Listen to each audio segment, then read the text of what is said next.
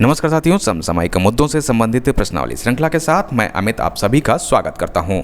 आज है 23 जून 2020 और आज के हमारे प्रश्न किन मुद्दों पर आधारित हैं, आइए सबसे पहले एक नज़र डालते हैं। दुनिया का सबसे बड़ा कोविड सेंटर कहां बनाया गया है, इसके बारे में बात करेंगे पहले प्रश्न में। दूसरे प्रश्न में हम जानेंगे कि कोरोना संकट से निपटने के लिए 200 लाख यूरो का समझौता किस देश के साथ किया गया है। तीसरे प्रश्न में हम बात करेंगे विद्याबेन शाह के निधन पर। चौथा प्रश्न आधारित होगा रिसर्च और डेवलपमेंट पोर्टल सत्यभामा के शुभ आरंभ से। पांचवें प्रश्न में हम जानेंगे कि भारत की पहली $150 मिलियन की कंपनी कौन सी है। छठा प्रश्न आधारित होगा मैपिंग कंपनी मेपलरी के अधिग्रहण पर। वहीं सातवें प्रश्न में हम बात करेंगे अगस्त 2021 के लिए संयुक्त राष्ट्र सुरक्षा परिषद के अध्यक्ष पर। आठवां प्रश्न आधारित होगा प्री प्राइमरी एवं प्राइमरी ऑनलाइन कक्षाओं के पूर्णतः प्रतिबंध पर। विश्व शरणार्थी दिवस कब मनाया गया है, इसके बारे में बात करेंगे 9वें प्रश्न में। और 10वें प्रश्न में हम जानेंगे कि किस राज्य के किस जिले के बर्तन बनाने की कला को पुनर्जीवित किया गया है। हमारे पास पहला प्रश्न है, दुनिया का सबसे बड़ा कोविड सेंटर भारत के किस राज्य या केंद्र शासित प्रदेश में तैयार किया जा रहा है। हमारे पास ऑप्शन है दिल्ली, महाराष्ट्र, कर्नाटक या उत्तर प्रदेश। तो यहाँ पर जो इसका सही उत्तर है वो है ए, दिल्ली। दक्षिण दिल्ली के छतरपुर में राधा स्वामी सत्संग व्यास के 300 एकड़ में फैले विशाल परिसर में सबसे बड़ा कोविड सेंटर तैयार किया जा रहा है।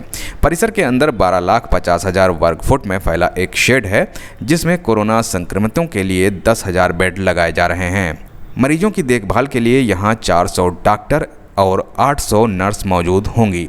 इस परिसर में लगाए जाने वाले बेड बायोडिग्रेडेबल होंगे जिन्हें सैनिटाइज करने की आवश्यकता नहीं होगी और इनकी लागत भी कम होगी। हमारे पास अगला प्रश्न है, हाल ही में भारत ने किस देश के साथ कोरोना संकट से निपटने के लिए 200 लाख यूरो का समझौता किया है। हमारे पास ऑप्शन है जर्मनी, फ्रांस, इटली या स्पेन। तो यहाँ पर जो इसका सही उत्तर है वो है बी, फ्रांस। भारत ने फ्रांस के साथ कोरोना संकट से निपटने के लिए एवं कमजोर वर्ग के लोगों की सहायता एवं स्वास्थ्य सेवाओं को बढ़ाने के लिए 200 लाख यूरो का समझौता किया है। इसके लिए विश्व बैंक द्वारा भारतीय अधिकारियों के सहयोग से कार्य योजना बनाई गई है जिसका उद्देश्य सरकार के वर्तमान सुरक्षा उपायों को और अधिक अनुकूल बनाना है। हमारे पास अगला प्रश्न है, हाल ही में विद्याबेन शाह का निधन हो गया, वे किस क्षेत्र से थीं। हमारे पास ऑप्शन है अभिनय, स्वतंत्रता सेनानी एवं सामाजिक कार्यकर्ता, लेखन या राजनीति। तो यहाँ पर जो इसका सही उत्तर है वो है बी, स्वतंत्रता सेनानी एवं सामाजिक कार्यकर्ता। हाल ही में विद्याबेन शाह का निधन 97 वर्ष की आयु में हो गया। वे स्वतंत्रता सेनानी एवं सामाजिक कार्यकर्ता थीं। उन्होंने 1940 में राजकोट में भारत का पहला बाल भवन स्थापित किया। उन्हें पद्मश्री पुरस्कार से भी सम्मानित किया गया था। हमारे पास अगला प्रश्न है, हाल ही में केंद्रीय मंत्री प्रहलाद जोशी द्वारा रिसर्च और डेवलपमेंट पोर्टल सत्यभामा का शुभारंभ किया गया। इसमें एस का क्या अर्थ है। हमारे पास ऑप्शन है साइंस, सिक्योरिटी, सोशल या सेव। तो यहाँ पर जो इसका सही उत्तर है वो है ए, साइंस। कोयला, खान और संसदीय मामलों के केंद्रीय मंत्री प्रहलाद जोशी द्वारा रिसर्च और डेवलपमेंट पोर्टल सत्यभामा यानी कि साइंस एंड टेक्नोलॉजी योजना फॉर आत्मनिर्भर भारत इन माइनिंग एडवांसमेंट का शुभ आरंभ किया गया। पोर्टल को खान मंत्रालय के विज्ञान और प्रौद्योगिकी कार्यक्रम योजना के तहत लॉन्च किया गया। इससे परियोजनाओं के क्रियान्वयन की दक्षता बढ़ेगी और यह परियोजनाओं की ऑनलाइन निगरानी और धन अनुदान के उपयोग के साथ परियोजना प्रस्तावों को ऑनलाइन जमा करने की अनुमति प्रदान करेगा। हमारे पास अगला प्रश्न है, हाल ही में बाजार पूंजीकरण क्षेत्र में भारत की कौन सी पहली कंपनी 150 मिलियन डॉलर की कंपनी बन गई है। हमारे पास ऑप्शन है Wipro, Reliance Industries limited, Tata consultancy services या Larsen and Toubro limited.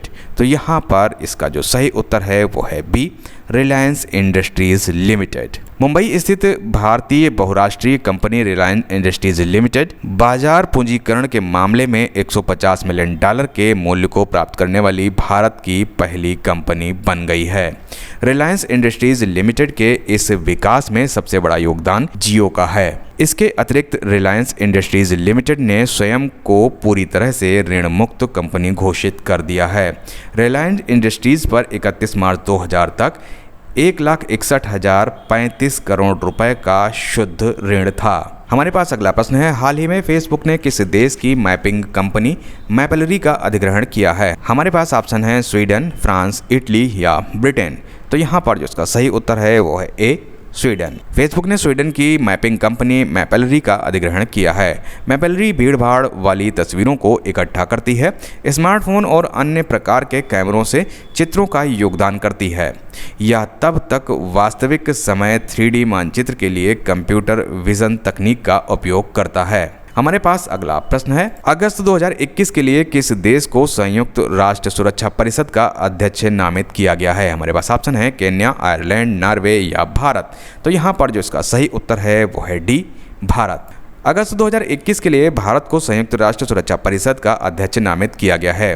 Bharat, Norway, Ireland, Mexico और केन्या को 2 वर्षों के लिए गैर स्थायी सदस्यों के रूप में चुना गया है। हमारे पास अगला प्रश्न है, हाल ही में किस राज्य के प्री प्राइमरी और प्राइमरी कक्षाओं के लिए ऑनलाइन कक्षाओं पर पूर्णतया प्रतिबंध लगा दिया गया है? हमारे पास ऑप्शन है कर्नाटक, राजस्थान, मध्य प्रदेश या महाराष्ट्र। तो यहाँ पर जो इसका सही उत्तर है वो है सी, मध्य प्रदेश। मध्य प्रदेश में प्री प्राइमरी और प्राइमरी कक्षाओं के लिए ऑनलाइन कक्षाओं पर पूर्णतया प्रतिबंध लगा दिया गया है। सरकार ने अन्य कक्षाओं के लिए भी ऑनलाइन कक्षाओं के संचालन के समय की अवधि तय की है। निःशुल्क और अनिवार्य बाल शिक्षा के नियमों के निहित शक्ति का प्रयोग करते हुए विद्यार्थियों की समग्र गुणवत्ता के उद्देश्य के लिए ऑनलाइन कक्षाओं की समयावधि निर्धारित की गई है। हमारे पास अगला प्रश्न है, हाल ही में विश्व शरणार्थी दिवस कब मनाया गया? हमारे पास ऑप्शन है 18 जून, 19 जून, 20 जून या 21 जून। तो यहाँ पर जो इसका सही उत्तर है वो है सी, 20 जून। विश्व शरणार्थी दिवस 20 जून को मनाया गया। विश्व भर में शरणार्थियों की स्थिति के बारे में जागरूकता बढ़ाने के लिए हर साल 20 जून को विश्व शरणार्थी दिवस मनाया जाता है। इस दिन का उद्देश्य शरणार्थियों की दुर्दशा पर ध्यान आकर्षित करना है। विश्व शरणार्थी दिवस की इस वर्ष की थीम एवरी एक्शन काउंट्स है। हमारे पास अगला प्रश्न है, हाल ही में खादी एवं ग्रामोद्योग आयोग ने किस राज्य के किस जिले के बर्तन बनाने की कला को पुनर्जीवित किया है? हमारे पास ऑप्शन है राजस्थान, जैसलमेर, उत्तर प्रदेश, लखनऊ, कर्नाटक, बंगलुरु या मध्य प्रदेश, जबलपुर।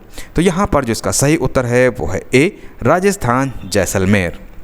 खादी एवं ग्रामोद्योग आयोग ने राजस्थान के जैसलमेर जिले के पोखरण शहर के बर्तन बनाने की कला को पुनर्जीवित किया है। खादी एवं ग्रामोद्योग आयोग ने पोखरण में 80 कुम्हारों के परिवारों को 80 इलेक्ट्रिक पॉटर चाक का वितरण किया है, जिनके पास टेराकोटा उत्पादों की समृद्ध विरासत मौजूद है। पोखरण में 300 से ज़्यादा कुम्हार परिवार रहते हैं।